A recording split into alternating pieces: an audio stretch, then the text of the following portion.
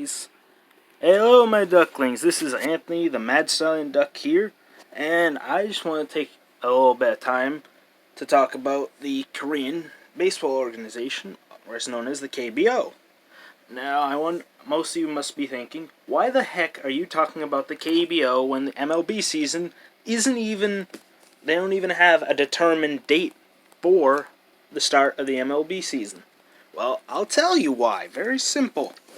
The KBO, as far as news has been reporting, KBO is much more likely to start sooner than the MLB and even the NPB of Japan. So, I figured, what better league to talk about then?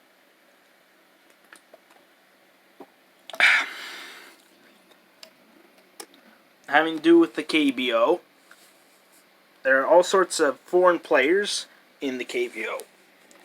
Each team has a limit of 3 foreign players they can have on their roster at one time, of which only 2 can play in the same game for the team.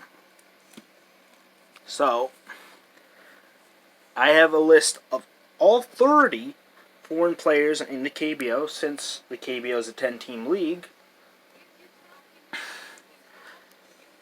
For this episode, we'll start with the... Wait a second. Sorry about that. I accidentally had the demo mode for MLB 2K8 playing. So sorry about that. Anyways, when it comes to KBO, they have 10 teams, so they have 3 foreign players for each. And oftentimes there is turnover with foreign players. And just this last year alone, 15 of the 30 players that were on KBO rosters at the beginning of the 2019 season are no longer with that specific KBO team in the 2020 season. Some of whom went to the MLB, such as some guy named Josh Lindblom, who I'm sure you've heard of before, and I'm sure you're excited for if you happen to be a Brewers fan. Yeah.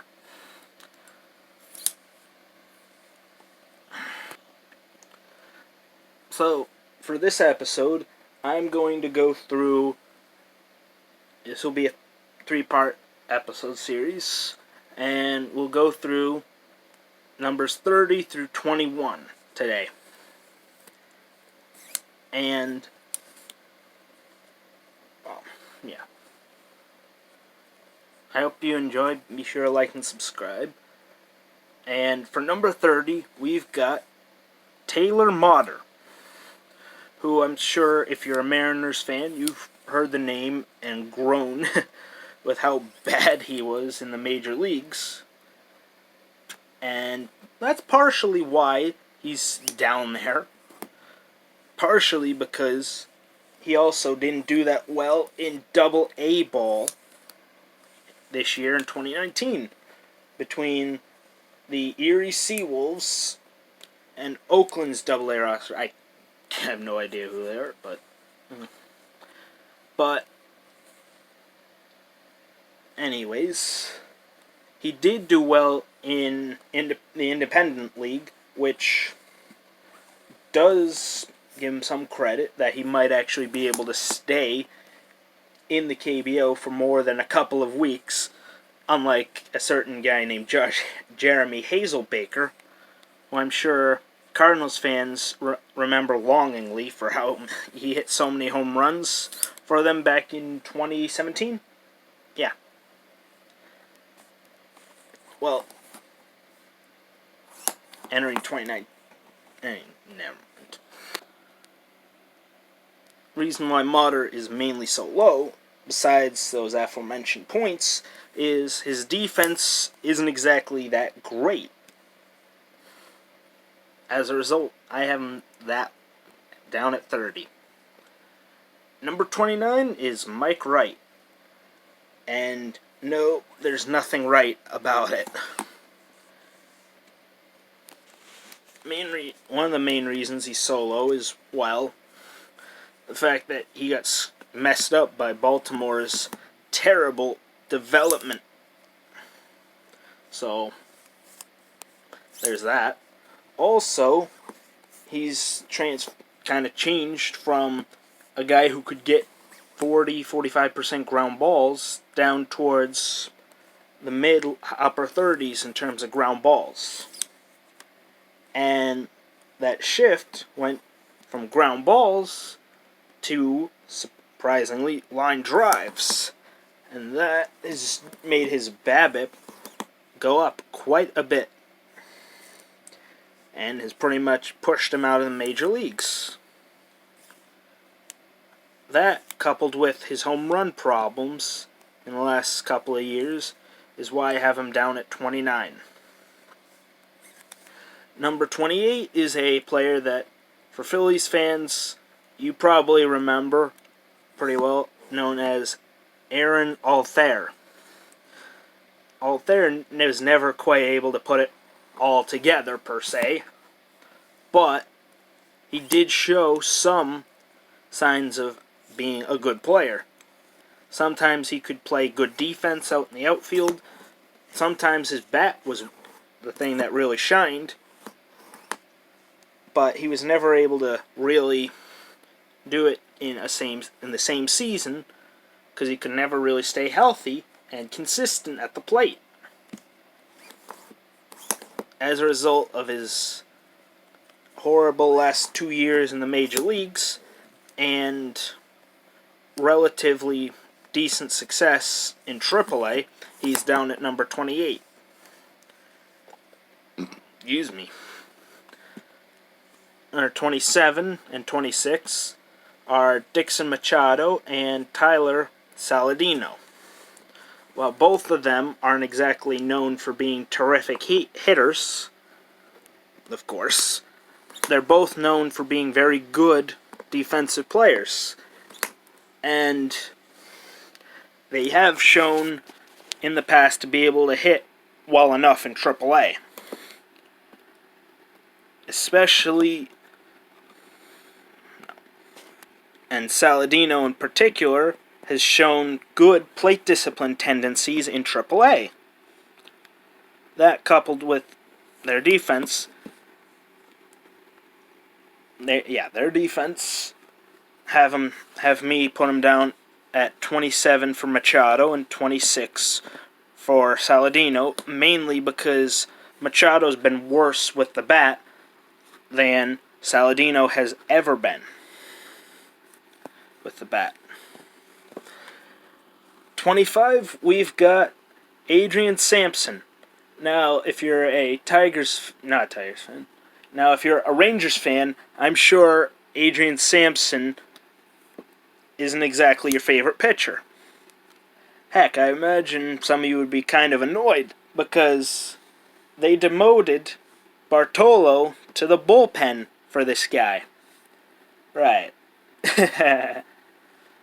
And really didn't do anything for Texas that year.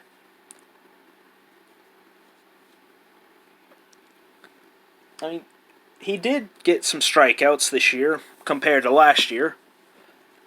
And he didn't walk a ton of batters. But problem is he was allowing home runs and had an ERA over 5.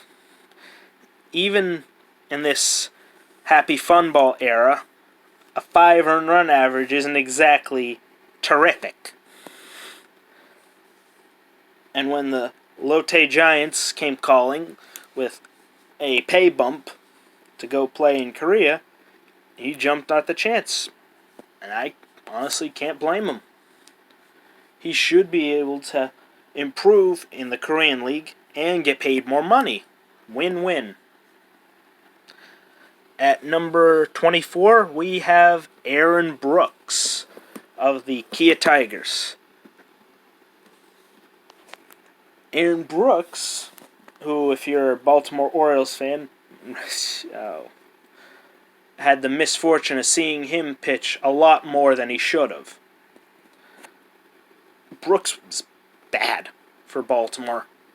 wasn't getting strikeouts, wasn't really limiting walks either, and wasn't really doing much of anything of any particular value aside from generating ground balls.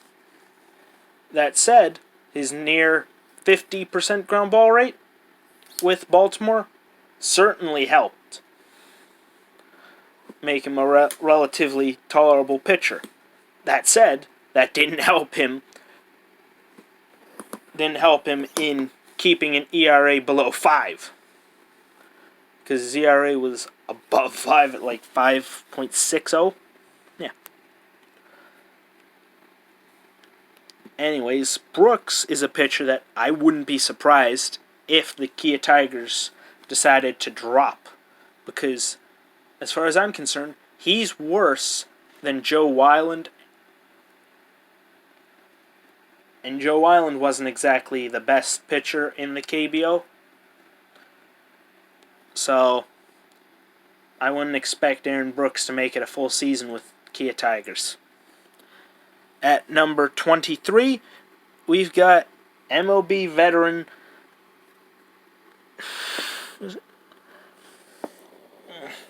Dan Straley. I couldn't read my own chicken scratch handwriting. Sorry about that. Anyways, Dan Straley, if you're a Baltimore Royals fan, I'm sorry. I'm making fun of all your pitchers who pitched for you last year. But how could you possibly give up 22 dingers in less than 50 innings pitched? That's almost unheard of. I mean, can you think of anyone who's given up that many home runs in less than 50 innings? I don't think so.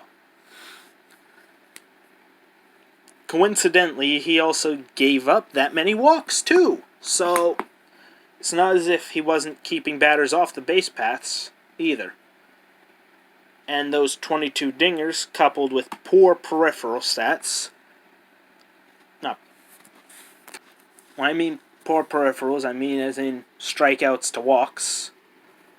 That, including a increased BABIP, which isn't that surprising, despite all the dingers, and a low strand rate, maybe because he gave up all those dingers, resulted in a 9 ERA, an ERA near 10, and an FIP of above 9 as well.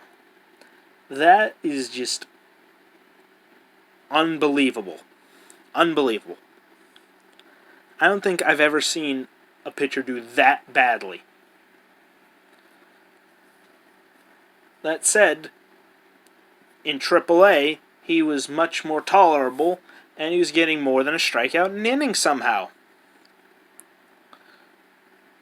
That relatively good success in AAA is the main reason I even have him at 23.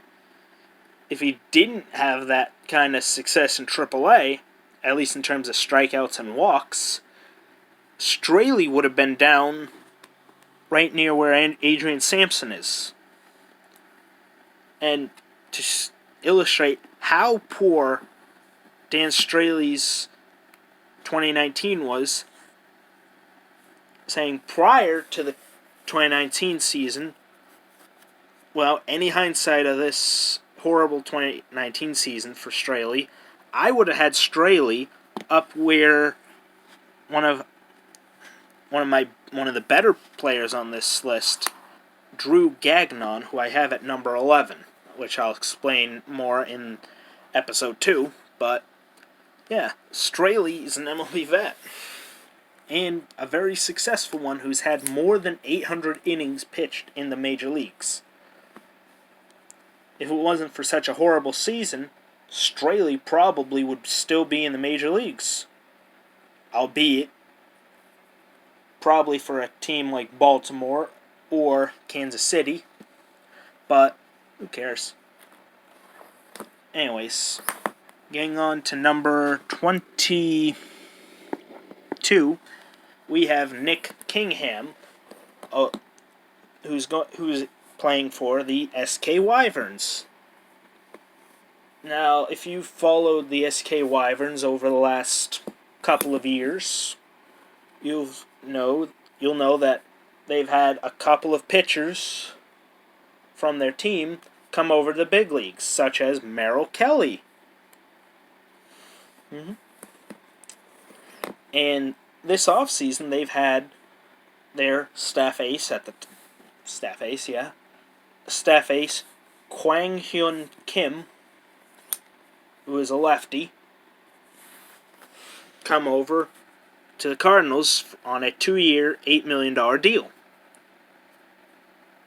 And coincidentally, they had both of their foreign pitchers leave the KBO for other teams.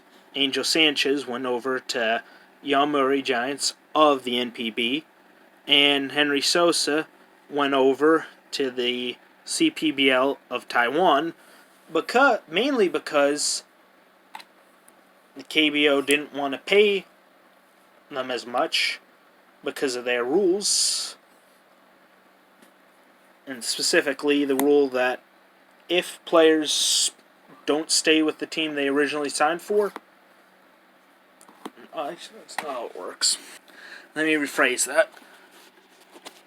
When a player signs with a KBO team, he's limited to a $1 million deal first year, right? Following me? All right. So afterwards, if he goes to another team, he's limited to a $1 million contract now. After the 2018 season, as a result, a lot of good talent left the KBO after the 2018 season.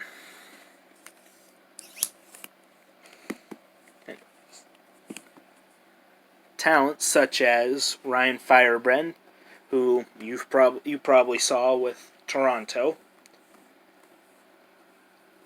Dustin Nippert, who hasn't appeared anywhere because of it.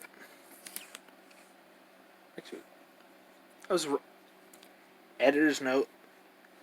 It was the 2017 season, after the 2017 season, for that rule change. So, sorry about that. Anyways, Henry Sosa, went to the CPBL,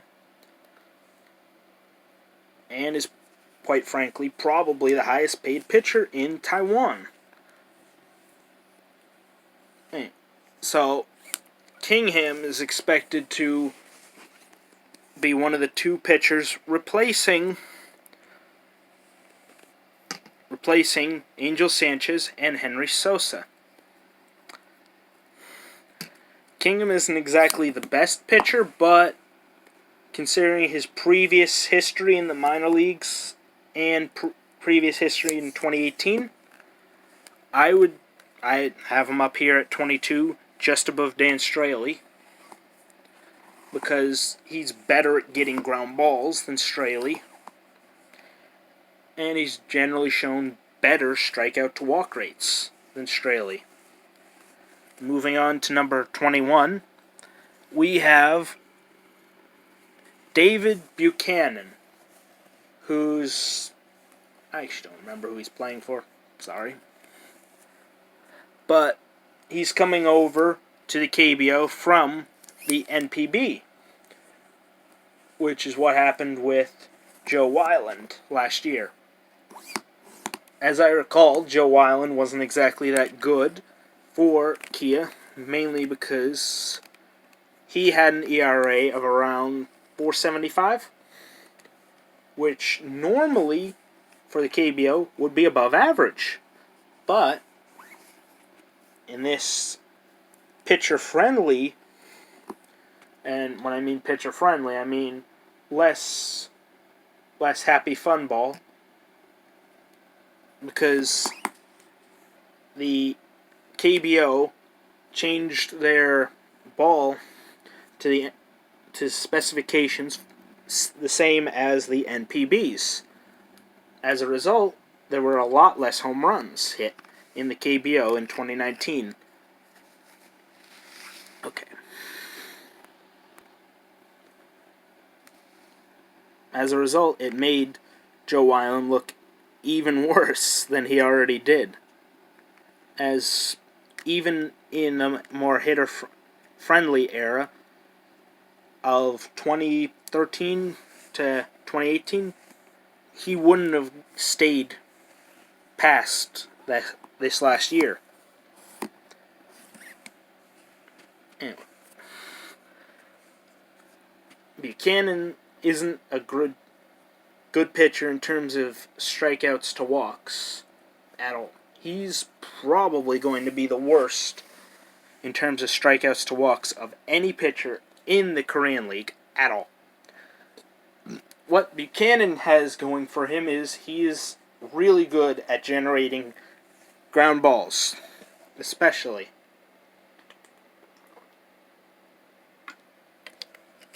In the NPB, over the last 2 seasons, he's generated around 55 plus ground ball rates, which is really good. Not out of this world, but that should help him keep his ERA down and perhaps keep him around the Korean League for more than just one season.